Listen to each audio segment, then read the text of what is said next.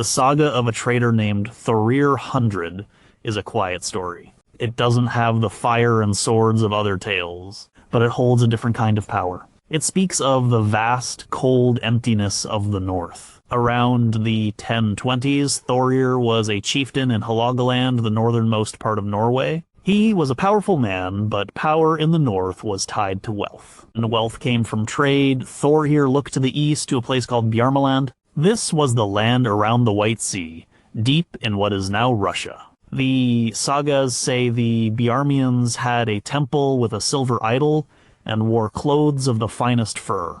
To get there, a ship had to leave the familiar coast of Norway and push east along the Kola Peninsula.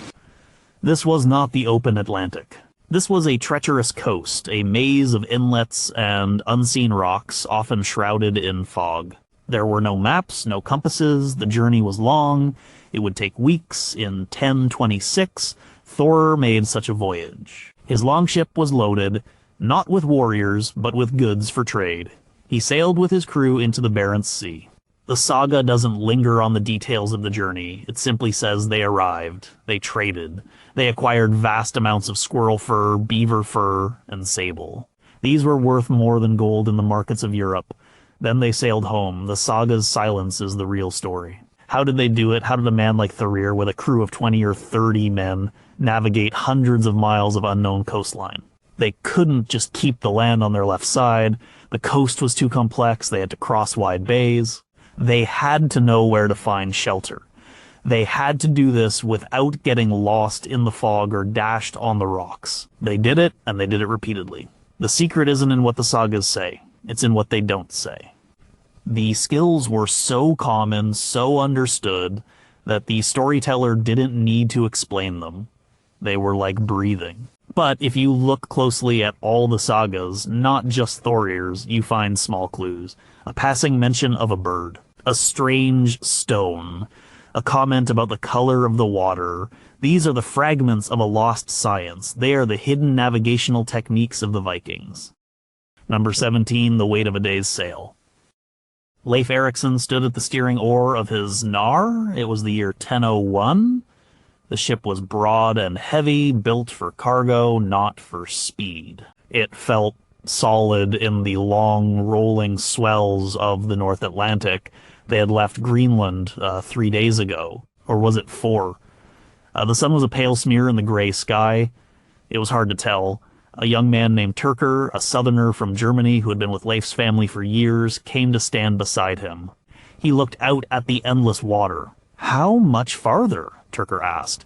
His Norse was thick with the accent of his homeland. Leif didn't look at a map. He had no map. He looked at the waves, at the sky, at the feel of the wind on his face. He thought about their speed. The sail was full. They were making good time. Maybe 5 knots, maybe 6. 10 days, Leif said. Maybe 12, if the wind holds. Turker nodded, but he looked uneasy. 10 days of this. Just this gray water and gray sky. In his old home, distance was measured in how far a man could walk in a day. You could see the progress. A hill that was once on the horizon was now behind you. Here, there was nothing. The Vikings did not measure distance in miles or leagues. They measured it in time. Their most common unit of measurement for a sea voyage was the Dogr Sigling. This translates to a day's sail. It was a beautifully simple and practical system, but it wasn't a fixed distance. It was a unit of effort. A Dogr Sigling was not 24 hours. It was a 12-hour period of sailing. On a long voyage, a ship might cover 2 of these in a single day and night. The actual distance of a Dogr Sigling could change. It depended on the ship, the wind, and the waves. A fast, long ship in a strong tailwind might cover 150 nautical miles in 12 hours. A heavy Nar like Leif's might only cover 75. The sailors knew their ship. They knew what it could do. They felt its speed through the soles of their feet. When a captain said a journey was 6 Dogr, he wasn't just giving a time. He was giving a distance, a felt distance that every man on board understood. Leif tried to explain this to Turker. "We don't count the miles," he said. "We count the suns. We count how many times the watch has changed. Each watch knows how the ship moved, fast or slow. At the end of a sailing day, we know how much water is behind us. The system was built on experience. An old sailor knew what a good day's sail felt like. He knew the difference between a ship struggling against a headwind and one flying free. This internal clock, the sense of distance as time, was their first and most fundamental navigational tool. When Bjarni Herjolfsson was blown off course and accidentally discovered a new land, the saga says he sailed for 3 dögr before he saw the mountains of Greenland. He was telling anyone who listened not just how long it took, but how far it was. It was a unit of measurement born from the sea itself. It was written in water and wind, not on paper. For the men on Leif's ship, the world wasn't a map of lines and numbers. It was a journey of so many sunrises, so many sunsets, so many days of good, hard sailing. Number 16, the smell of distant earth. Bjarni Herjolfsson was a good merchant, not a great explorer. In the summer of 986, he set out from Norway to join his father in Iceland. But when he arrived, he found his father had already left. He had sold his farm and sailed west with a man named Eric the Red to a new land called Greenland. Bjarni was a practical man, his crew was loyal, his ship was sound, so he decided to follow. He had never sailed to Greenland before. He had only a set of simple directions, sail west from Iceland. The journey started well, but then the weather turned. The sky disappeared. A thick, wet fog rolled in, and a strong north wind pushed them south. For days they saw nothing. Not the sun, not the stars, just a swirling gray wall around their ship. They were lost. The crew grew quiet. Fear was a cold passenger on the ship. They had no idea where they were. They could be sailing in circles. They could be heading into the empty, endless ocean. Bjarni stood at the helm. He was a young man, but he was the captain. He had to show no fear. He kept the sail trimmed. He kept the ship moving. He had to trust that they were still moving west. After many days, the wind died down. The fog remained, thick as milk. But something had changed. Bjarni lifted his head and sniffed the air. The salt smell was still there, but underneath it, there was something else, a new smell. It was faint, but it was there. He called over one of his oldest sailors, a man named Thorhall. "Smell that?" Bjarni asked. Thorhall closed his eyes and breathed in deeply. He was quiet for a long time. Then he nodded. "Land," he said. It was one word, but it changed everything on the ship. The smell was of damp earth, of rotting leaves, of pine needles. It was the smell of a forest after rain. It was a smell that did not belong in the middle of the Atlantic Ocean. It meant land was close, not the barren, rocky coast of Iceland or the ice-filled shores of Greenland. This was something different, something green. The human nose is a powerful tool. Sailors have always used it. The scent of land can carry for many miles over the water, especially with a gentle, steady breeze. It could be the smell of plant life, or even the smell of wood smoke from a settlement. For Bjarni's crew, that scent was the first clue that their world was larger than they thought. The next day, the fog lifted. They saw it. A coastline covered in trees. It was not Greenland. Greenland had no forests. Bjarni knew this. He was a trader, not an explorer looking for fame. His goal was to find his father. So he turned the ship north. He did not go ashore. He sailed for 2 more days and saw another land, also flat and wooded. He did not stop. He sailed on, the wind now from the southwest. After 3 more days, he saw a third land, this one with high mountains and glaciers. This, he thought, looked more like what he had been told about. But he still didn't stop. He sailed on for 4 more days, and finally he saw the familiar mountains of Greenland. He had found his father. Bjarni was criticized later for his lack of curiosity. He had seen a new world and had not even set foot on it. But his story, told and retold, contained the vital clue, the smell of the forest. It was a piece of sensory data as real as a landmark. It was a signpost made of scent.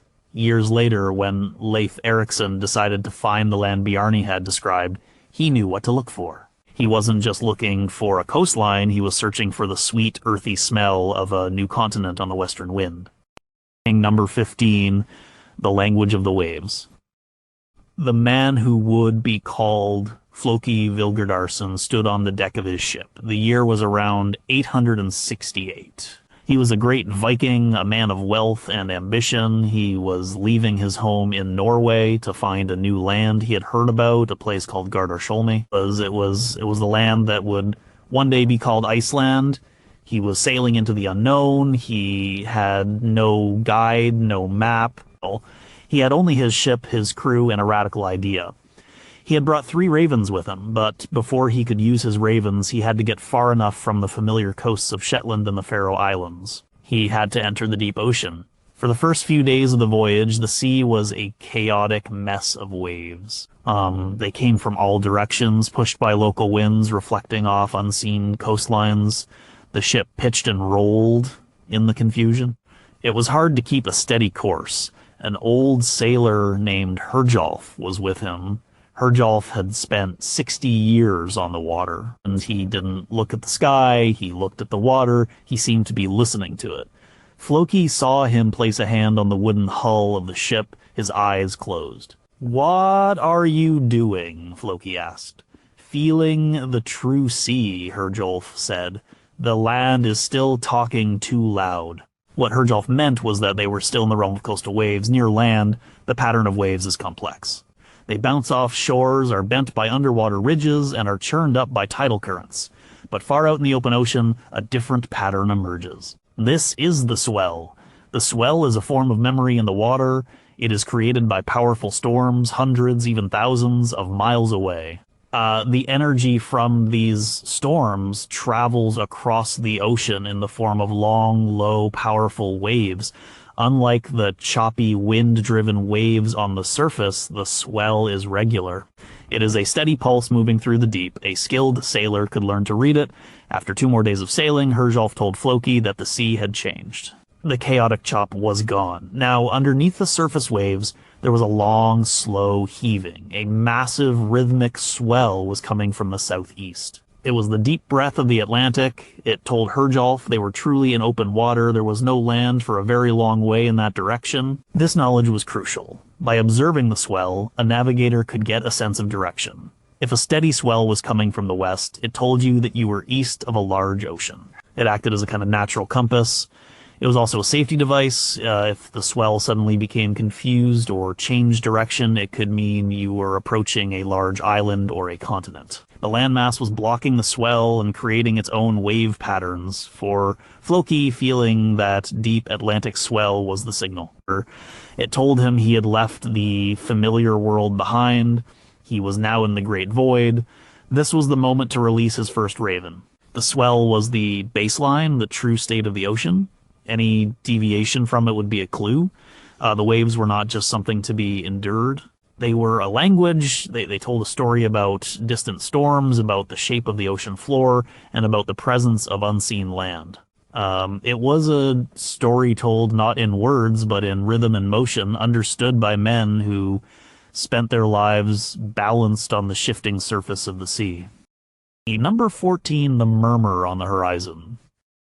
The ship was bound for the Faroe Islands. It was a routine trip for the crew, a journey of about 2 days from the coast of Norway. The captain, a man named Grimur Kamban, was making the trip for the 20th time. He knew the way as well as he knew the path to his own longhouse. He knew that after a day and a half of sailing west, he should start looking for the birds. The puffins and gannets would be the first sign. But on this trip, in the spring of 825, something went wrong. On the second day, a fog bank, vast and silent, swallowed them. It was not a light mist, it was a thick cold blanket that blotted out the sun and reduced visibility to a ship's length. The wind died, the sail hung limp. They were adrift in a white, silent world. Hours passed, the crew was on edge. The Faroe Islands were a small target in a big ocean. They were also notoriously dangerous, a collection of steep cliffs and jagged rocks. To hit them in a fog like this would mean certain death. Grimmer knew this. He also knew that turning back was not an option. They were likely closer to the islands than to Norway. To sail east was to risk missing their home coast as well. Panic was a useless cargo. Grimer ordered the oars out, not to row hard, but just to keep the ship moving slowly through the water. He needed control. Then he ordered something strange. He ordered silence, absolute silence, no talking, no unnecessary movement. The rhythmic splash of the oars was the only sound. He walked to the bow of the ship and stood there listening. He was not listening for another ship. He was listening for the land. He had his eyes closed, his head tilted. He was trying to hear the voice of the islands. Sailors in the north knew that land has a sound. It's not a loud sound. It is a subtle collection of noises that a trained ear can pick out from the hiss of the sea. The most important sound was the sound of surf. Even on a calm day, the ocean swell breaks against a rocky shore. It creates a low, deep murmur, a constant rumble that can sometimes be heard miles before the land can be seen, especially on a quiet, foggy day. Grimmer stood there for an hour, then another. The crew watched him, their own fear held in check by his intense calm. Then he lifted a hand. The oars stopped. Everyone was still. There it was, a faint, low thrumming. It was so quiet, it was almost just a feeling in the bones. It was the sound of water meeting rock. It was coming from their left, the port side. "Steer toward the sound," Grimmer said, his voice a low command. Slowly, they began to row again, gently. The sound grew stronger. It was no longer a murmur. It was a clear, deep roar. The sound of a powerful swell crashing against a vertical cliff. Soon, they could also hear another sound, high-pitched and chaotic. It was the screeching of thousands of seabirds. It was the sound of a gannet colony. The birds' nests were on the cliff ledges. The sound told Grimer not only where the land was, but what kind of land it was. A high, sheer cliff. A place with no beach, no safe harbor. He ordered the ship to turn and follow the sound of the coast, keeping a safe distance. They were still blind, but they were no longer lost. The sound was their guide. It was a map made of noise. They followed the roar of the surf and the cries of the birds for another hour until the sound began to soften. This indicated a bay or an inlet where the waves were weaker. Cautiously, they rowed towards the gentler sound. The fog began to thin. A dark shape loomed out of the white. It was the land. They had found a sheltered fjord. They had found their way home, not with their eyes, but with their ears. Number 13, the clouds that betray the land. Eric the Red was a man of fierce temper and great vision. Banished from Norway and then from Iceland for killing other men, he was forced to find a new home.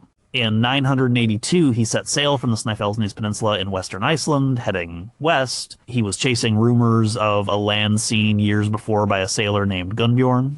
He was sailing into a vast and icy unknown. His son Leif was just a boy on that voyage. He watched his father constantly. Eric was the navigator. He was the one who made the decisions. After several days at sea, with Iceland long gone behind them, the mood on the ship was tense. There was nothing but the gray-green Atlantic in every direction. The water was cold. Small chunks of ice, like glass shards, began to appear in the water. Leif stood beside his father at the helm.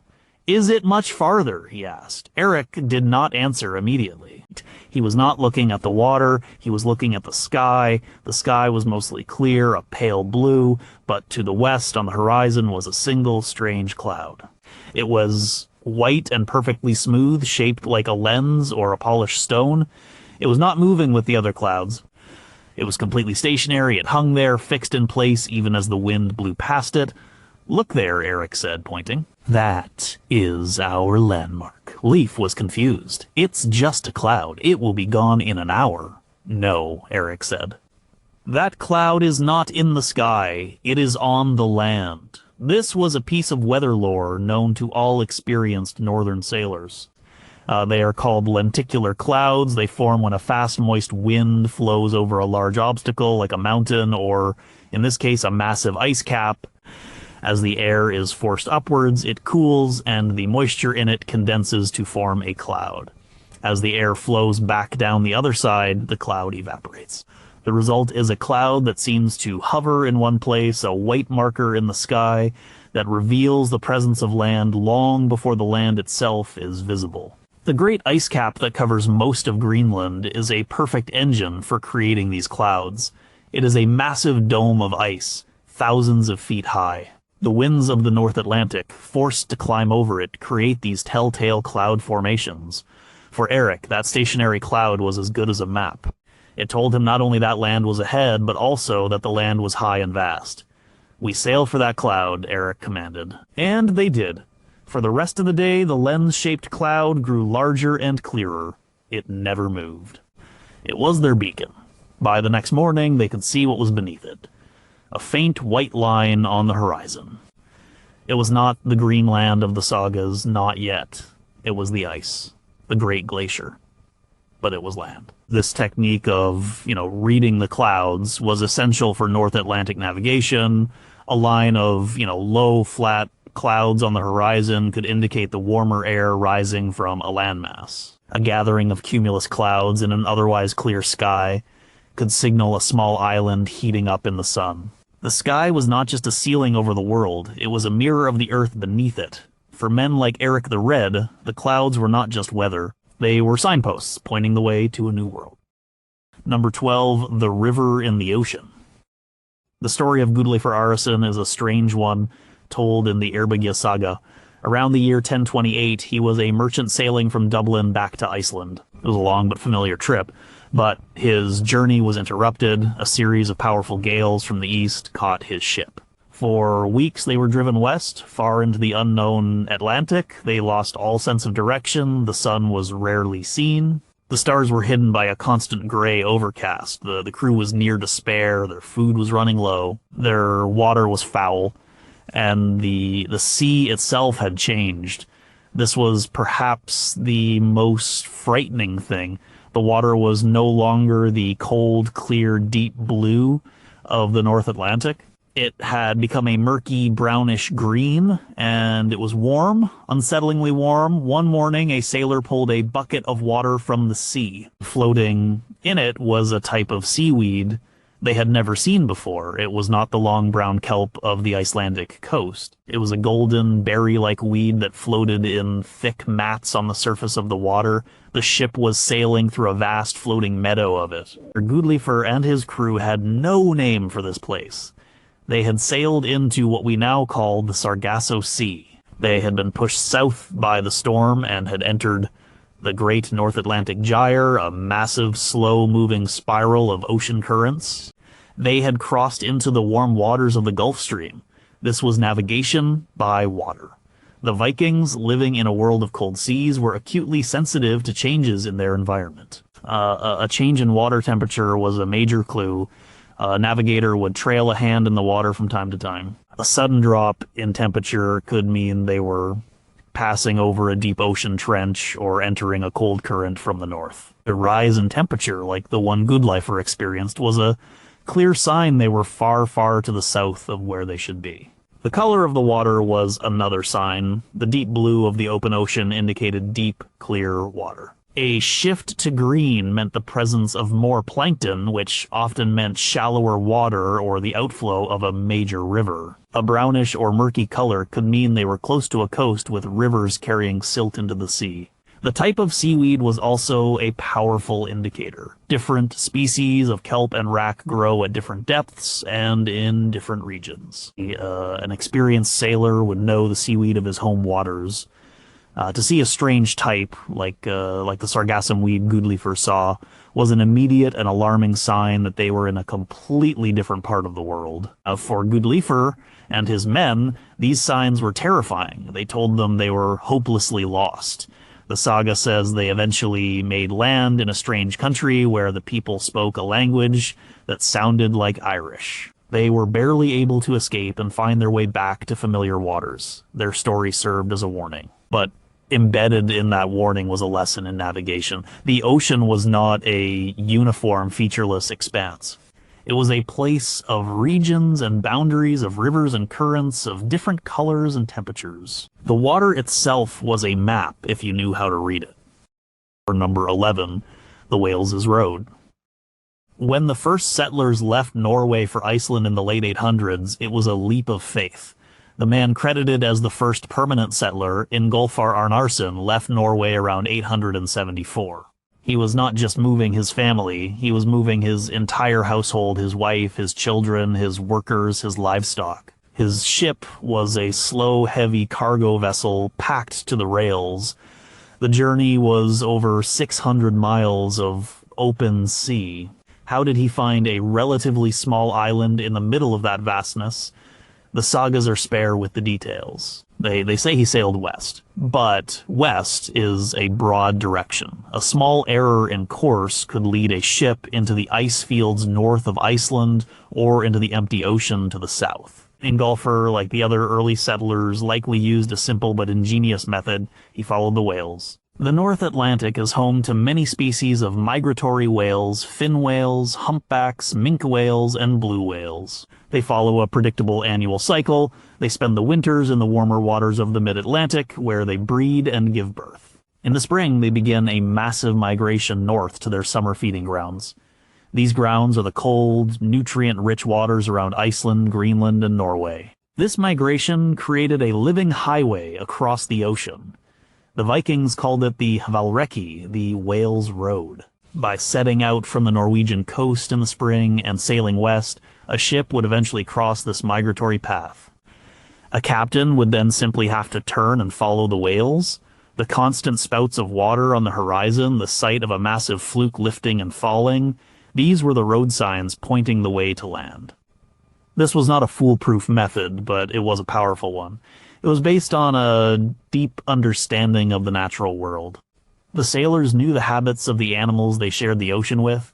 They knew that the whales were seeking the same thing. The settlers were a place of summer abundance. The presence of large numbers of whales was a good indicator that you were approaching a productive ecosystem, a place where life, both in the sea and on the land, could thrive. A sailor on Ingolfr's ship would have been on constant watch, not just for land, but for life.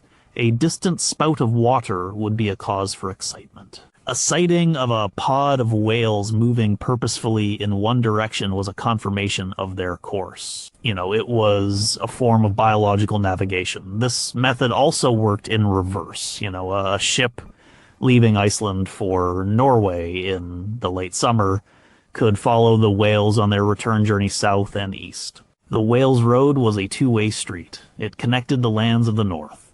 It was a path drawn not by a pen on a map, but by the ancient, instinctual movements of the largest creatures on Earth. For the first Icelanders, the whales were not just monsters of the deep, they were their guides. Number 10, the Raven's Straight Path. Floki Vilgerdarsson was a man who wanted to leave nothing to chance. When he set sail from Norway around 868 to find the land that would become Iceland, he took his family, his livestock, and his strange navigational aids. He had heard the stories of other sailors who had found the island by luck. He wanted to find it by design, so he consecrated 3 ravens to the gods. They were his tools. After sailing for some days from the Faroe Islands far out into the open sea, he decided it was time. He performed a ritual, a blessing for the first bird. Then he released it. The crew watched as the raven circled the ship once, twice, and then flew straight back in the direction they had come. It was flying back to the Faroes, the nearest land it knew. Floki knew then that he had made progress, but was not yet halfway there. He ordered the ship to sail on.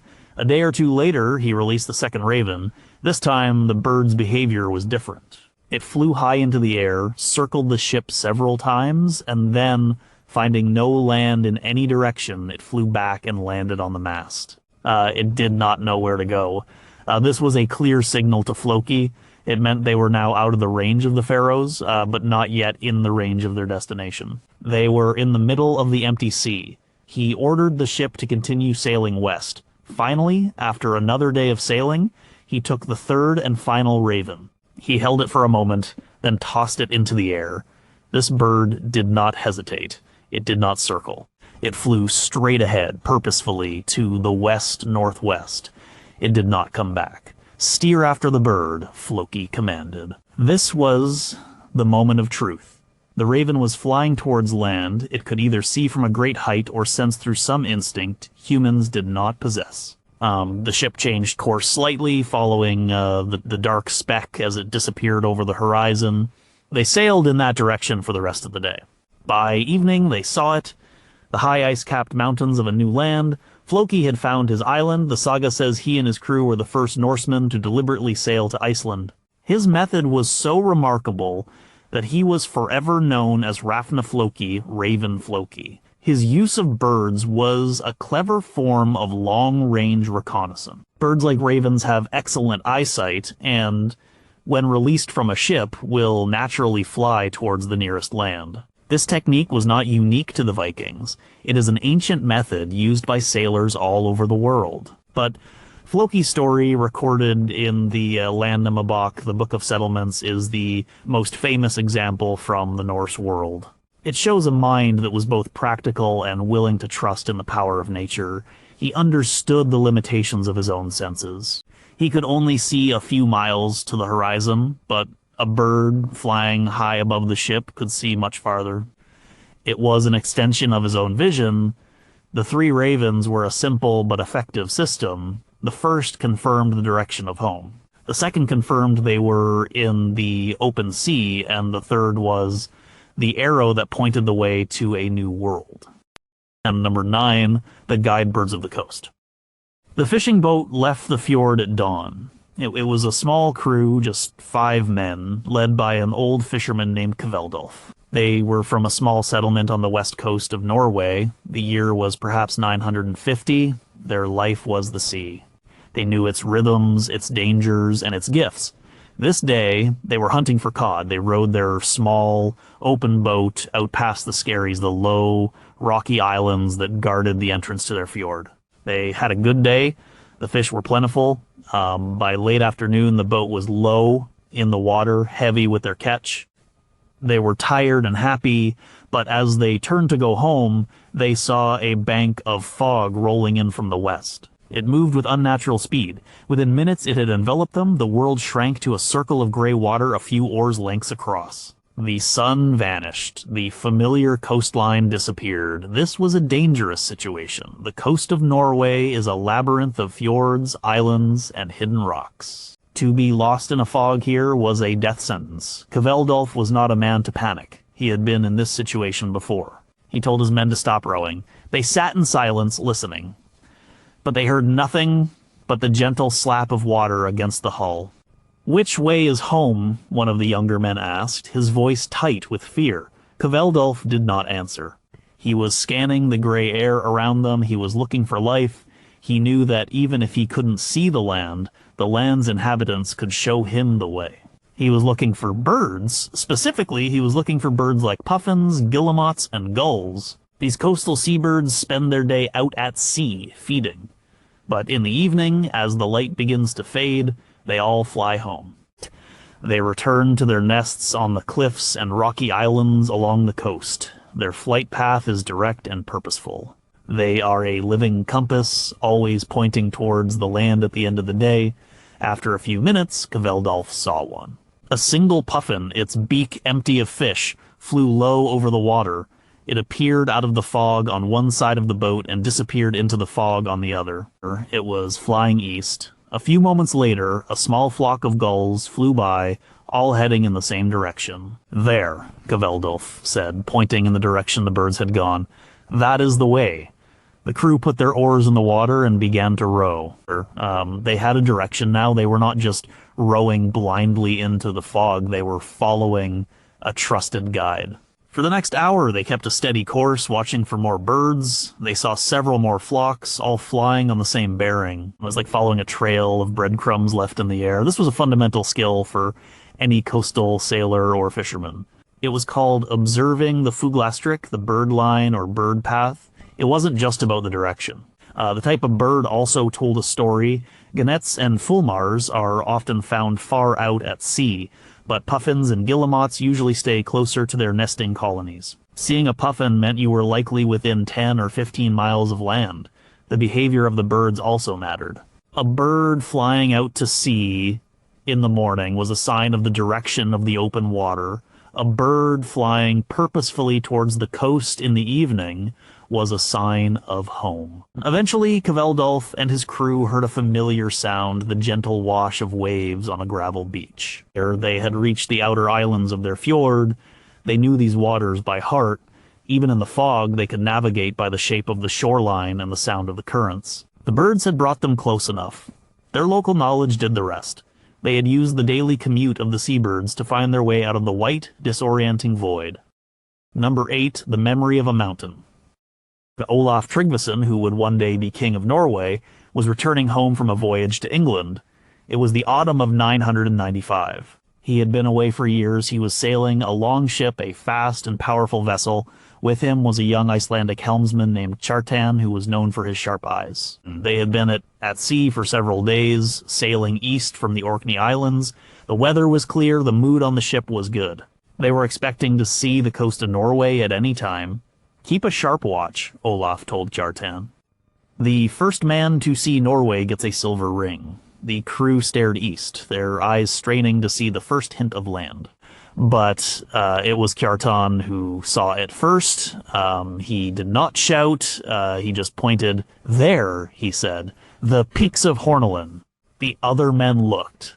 They saw nothing but the blue line where the sea met the sky, but Kjartan was insistent. He described what he was seeing, not just a smudge on the horizon, but the specific shape of a mountain. A great, jagged peak that rose straight from the sea. Olaf trusted the boy's eyes.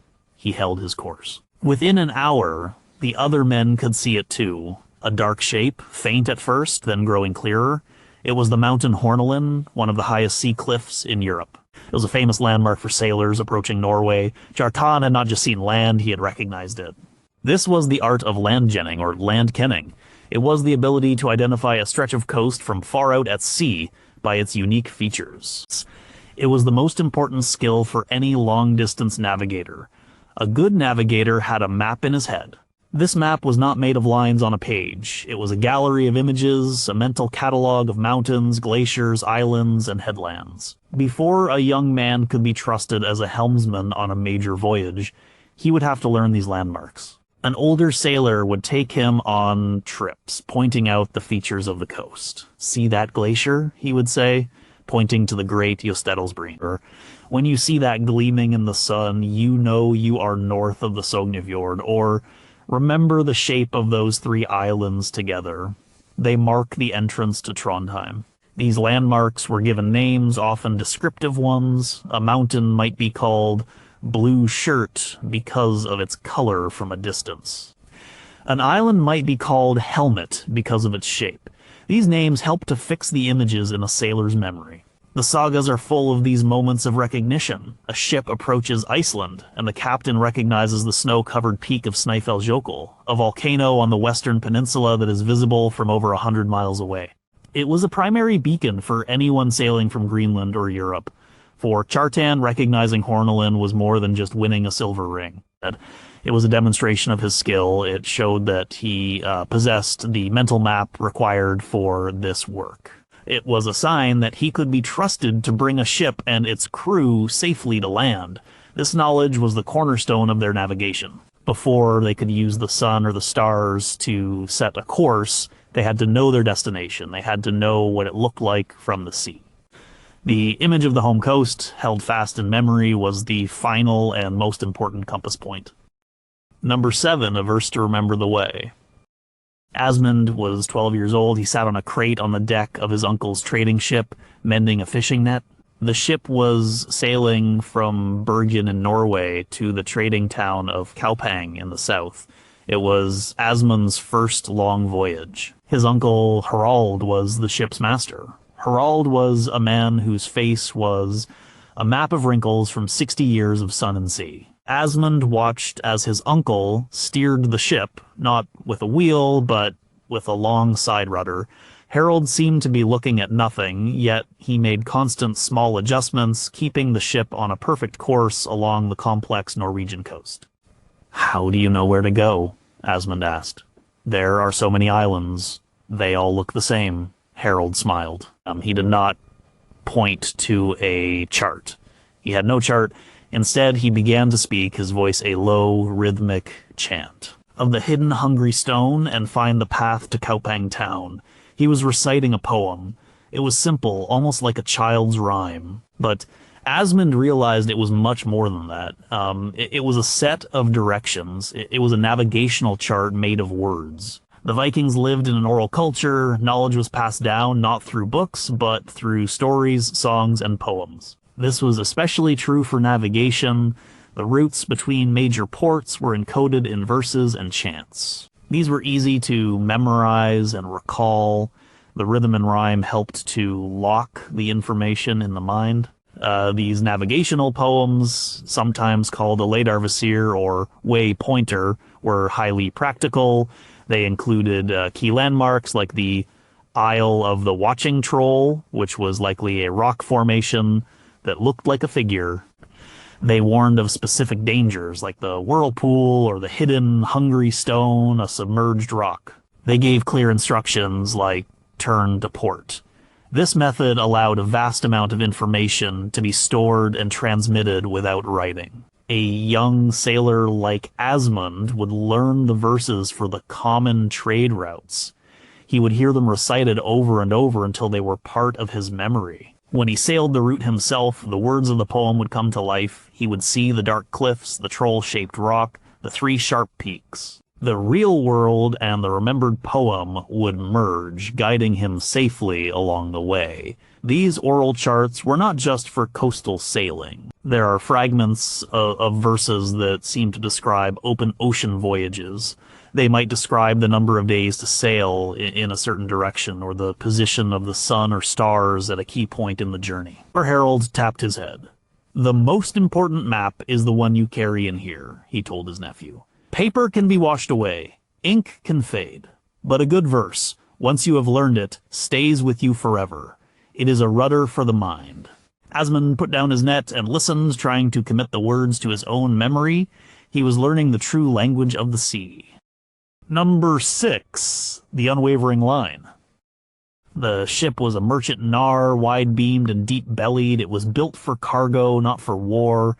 It was sailing from Hedeby, the great Viking trading center in Denmark, to Jorvik, the Viking capital of northern England. The year was around 920. This was one of the busiest sea lanes in the Viking world. The cargo was valuable amber and furs from the Baltic to be traded for English wool and silver. The captain of this ship, a man named Ivar, was not an explorer. He was a businessman. He was not interested in discovering new lands. He was interested in getting his cargo to market as quickly and safely as possible. For him, navigation was about efficiency. His route was a straight line across the North Sea. It was a journey of about 350 nautical miles. Once he was clear of the Danish coast, there were no landmarks until the coast of England appeared. To make this journey efficiently, he had to hold a constant course. He had to sail a straight line. This technique is sometimes called rumline sailing. It means maintaining a constant bearing relative to a fixed point, like the north. The Vikings did not have magnetic compasses. So how did a man like Ivar hold his course so accurately? On the deck of Ivar's ship, near the stern, was a wooden disc mounted on a small post. A short, vertical pin, a gnomon, stood in the center of the disc. This was a sun shadow board or a bearing dial. In the morning, as they left the coast, Ivar's navigator made a mark on the edge of the disc where the shadow of the gnomon fell. He knew from experience what direction this was. He knew the sun's path at that time of year. His goal was to sail due west. As the sun moved across the sky, the shadow would move across the disk. The navigator's job was to turn the ship so that the shadow always fell on the correct mark for that time of day. It was a constant, careful process of observation and adjustment. It required a clear sky, but on a good day, it allowed for remarkably accurate navigation. At night, they would use the stars. The North Star, which they called the Leidarstjarna, or leading star, was the key. As long as they could see it, they could hold a course. They knew that by keeping the star at a certain angle off the side of the ship, they could maintain their east-west line. This was not the adventurous navigation of the Sagas of Discovery. This was the steady, disciplined work of commerce. It was about repetition and precision. The crews on these trade routes sailed the same lines year after year. They knew the journey intimately, they knew how long it should take, they knew the currents, they knew the prevailing winds. The goal was to minimize risk and maximize profit. A straight line was the shortest distance. The shortest distance meant less time at sea. Less time at sea meant less exposure to storms and pirates. For Ivar, the beauty of a journey was not in the exploration, but in the arrival. It was in the sight of the English coast appearing exactly where it was supposed to, after 3 days of holding a steady, unwavering line across the gray water of the North Sea. Number 5, the ship's daily mark. Ari Marson was not famous. His story is a brief, curious note in the Landnámabók. It says that around the year 982, his ship was caught in a storm while sailing west of Iceland and was driven across the sea for many days. He ended up in a land far to the west and south, a place called Vitrumanaland, or White Men's Land. He was never able to leave. The story is a mystery, but it raises a fundamental question. When a ship was blown off course, truly lost in the open ocean with no sun or stars, how did they have any idea where they were? How could they even begin to guess their position? The answer lies in a simple, methodical process: dead reckoning. Dead reckoning is the art of calculating your position by estimating your speed, your direction, and the time you have traveled.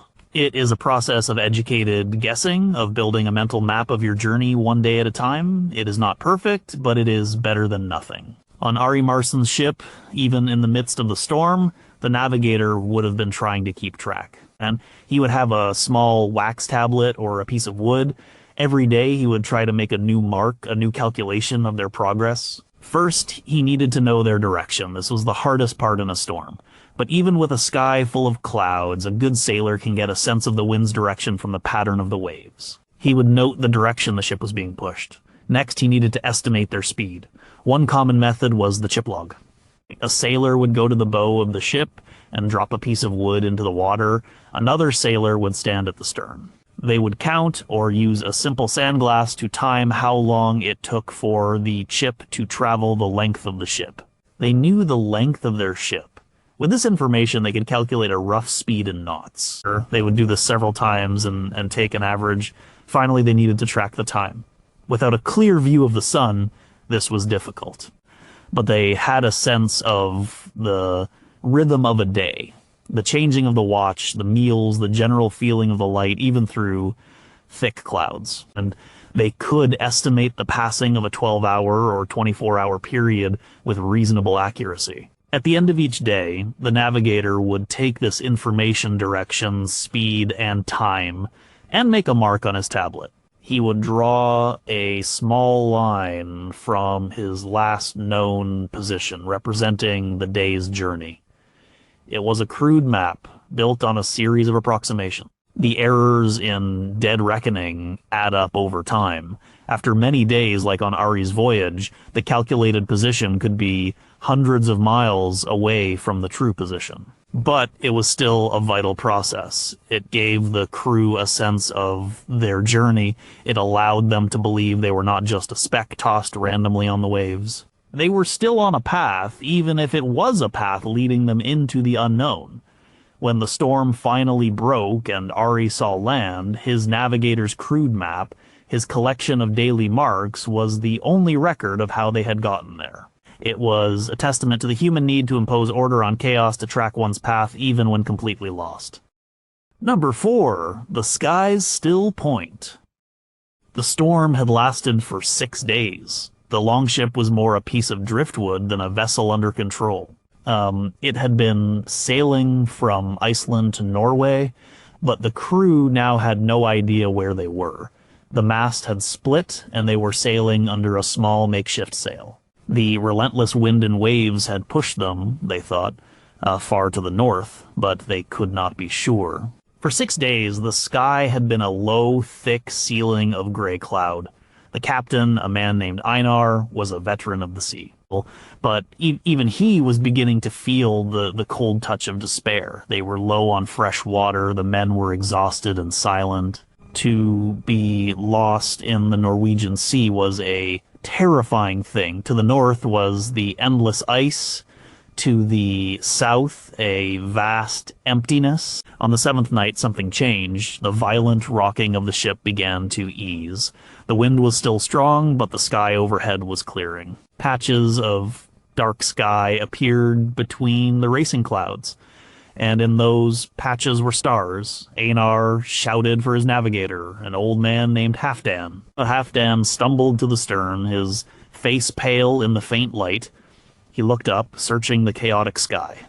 He was looking for one star, one single point of light that did not move. For a long time he could not find it. The ship's motion made the sky seem to spin. The clouds hid entire sections of the heavens. The men watched him, their hopes rising and falling with every passing cloud. Then Halfdan let out a cry. He pointed to the north, low on the horizon. There, the leading star. It was Polaris, the North Star. In the Norse world, it was called the Leidarstjerne. Unlike all the other stars which wheeled across the sky during the night, this one stayed fixed.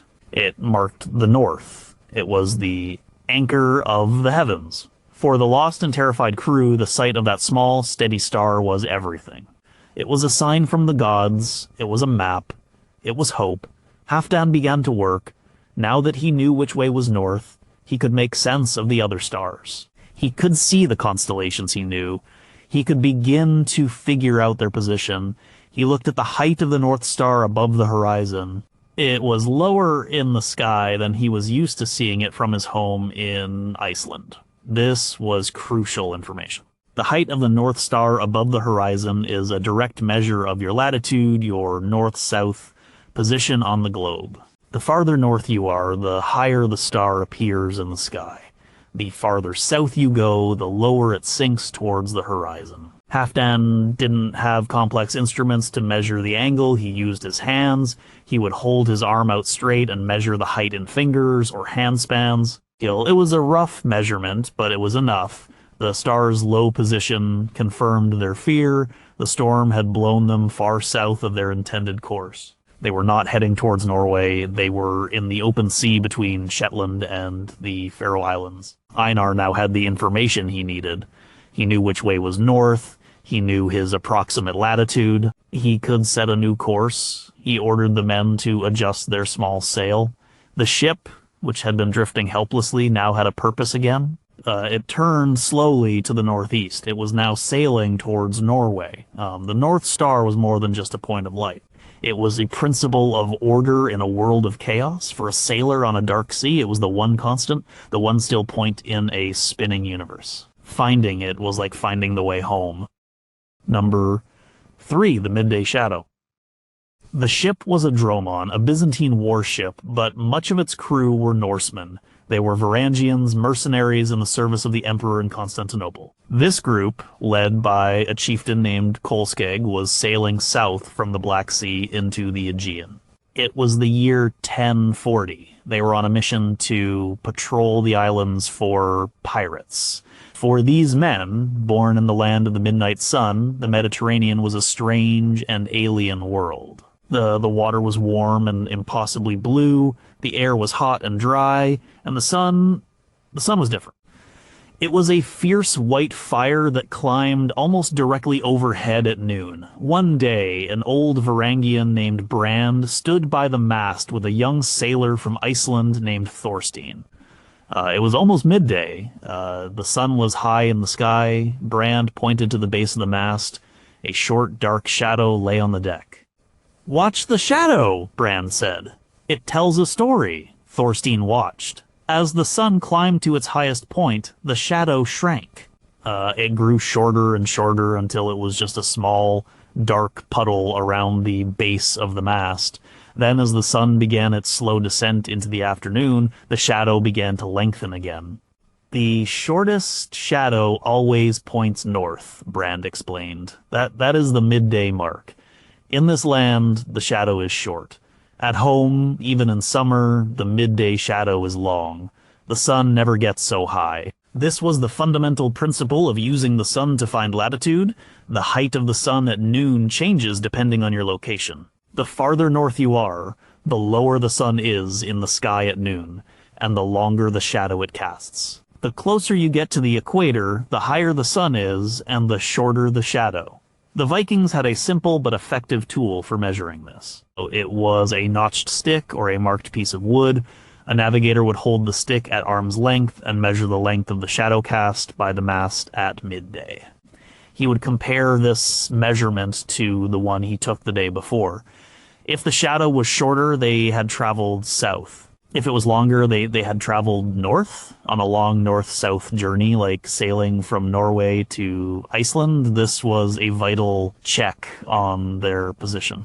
The directions might say, sail west from Bergen for 3 days, but a strong wind from the south could push a ship too far north, or a wind from the north could push it too far south. By measuring the sun's height at noon each day, the navigator could see if they were drifting off their intended line of latitude. If the midday shadow was too long, he knew he was too far north and had to correct his course to the south. For Kolskeg's Varangians in the Mediterranean, this was a constant source of wonder. The ridiculously short shadows at noon were a daily reminder of how far they were from home. It was a measurement that told them, more clearly than any map, that they were in a different part of the world. The sun itself was their guide, its shadow a silent finger pointing not just to the north, but also to the long road that led back to the cool green fjords they had left behind. Number 2. The Shadow Steerer. The Nar was 3 days out from the coast of Norway, heading for Iceland. The year was 910, the sky was clear, the wind was steady from the east. It was a perfect day for sailing. The captain, a woman named Odd the Deep-Minded, was migrating to a new land. Her ship was filled with her family, her followers, and all her worldly goods. She stood near the stern, watching her navigator. He was a man named Erling. He was not looking at the waves or the sail. He was crouched over a simple wooden object. It was a flat, circular disc of wood, about a foot across, floating in a bucket of water to keep it level. In the center of the disc was a small upright pin. This was a solskugafjol, a sun shadow board. It was mid-morning. The sun was in the southeast. The pin in the center of the board was casting a shadow across the disc. Erling had already been at work for some time. Earlier, just after sunrise, he had made a small scratch on the edge of the disc where the tip of the shadow fell. As the sun had risen, the shadow had shortened, and he had made several more marks, creating a curved line on the wood. Odd watched him. She knew what he was doing. He was charting the sun's path. The curved line of shadow marks was a map of the sun's journey across the sky. By finding the point on that curve closest to the central pin, he could find the moment of shortest shadow. That moment was local noon, and the line from the pin to that point of shortest shadow was a perfect north-south line. This was a powerful tool. It allowed a navigator to find true north on any sunny day. But it did more than that. It allowed him to steer a course even when the sun was not at its noon position. Erling had a line scratched on the board that represented the east-west direction he wanted to travel. By observing how the shadow moved across the board, he could make sure the ship was holding to that line.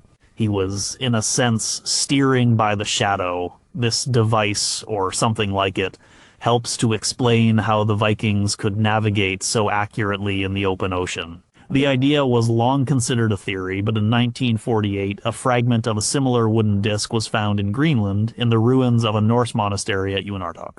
The Uinartok disc, as it is known, has lines carved into it that seem to correspond to the shadows cast by a central gnomon. It is physical evidence of this sophisticated navigational technique. For Odd and her crew, Erling's work was a source of great confidence. While others simply saw the sun in the sky, Erling was using it as a precision instrument. His simple board transformed the abstract movement of the sun into a concrete set of lines and directions. It told him where north was, it told him the time of day, and it helped him keep the ship pointed towards their new home. It was a small piece of wood, but it was a key that helped unlock the secrets of the vast open ocean. Number 1, the stone that sees the sun. It was a winter day in Norway around the year 1027. King Olaf Haraldsson was indoors with his men. Outside, the snow was falling heavily, driven by a biting wind. The sky was a uniform, blinding white. It was impossible to tell where the sun was. The world was a swirl of white and gray. The king turned to one of his men, a chieftain named Sigurdur.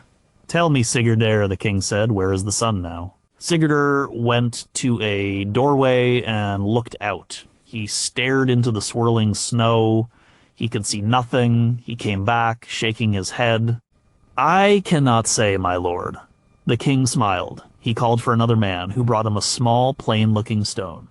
It was a solar stin, a sunstone. The king held it up. He looked through it, turning it slowly in his hands, scanning the white sky. The men watched, curious. Then the king stopped turning the stone. He pointed. "There," he said.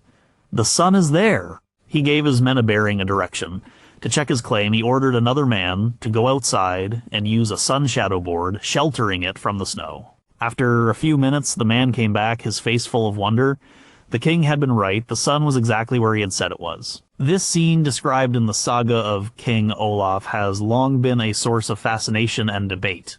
What was this sunstone? Was it a magical object or a real navigational tool? For a long time, many believed it was just a legend. But modern science suggests it was very real. The sunstone was likely a piece of a polarizing crystal, a mineral that is common in Scandinavia. One possible candidate is Icelandic spar, a transparent form of calcite. Another is cordierite. These crystals have a strange property. When you look through them, they split light into two beams. As you rotate the crystal, the two images you see through it change in brightness. On a cloudy or foggy day, even though you can't see the sun directly, the light from the sky is still polarized by the atmosphere. The pattern of this polarization is centered on the sun. By holding up a sunstone and rotating it while looking at the sky, a navigator could find the one direction where the two images seen through the stone became equally bright or dark. That direction was the exact bearing of the hidden sun. It was a simple but brilliant trick. It allowed a Viking navigator to find the sun's position even in the worst weather conditions of the North Atlantic, as long as there was some daylight. This was a massive advantage. It meant they could use their sun shadow boards and other sun-based methods on days when other sailors would be navigating blind. The sunstone was the ultimate tool for this kind of navigation. It was a small, portable device that could find the most important object in the sky, even when it was invisible to the naked eye. It was not magic. It was a clever application of the physics of light, but for the men who watched King Olaf point to the location of the hidden sun, it must have seemed like the most powerful magic in the world. It was a stone that could see through the clouds. It was the final and perhaps most secret of all their navigational techniques.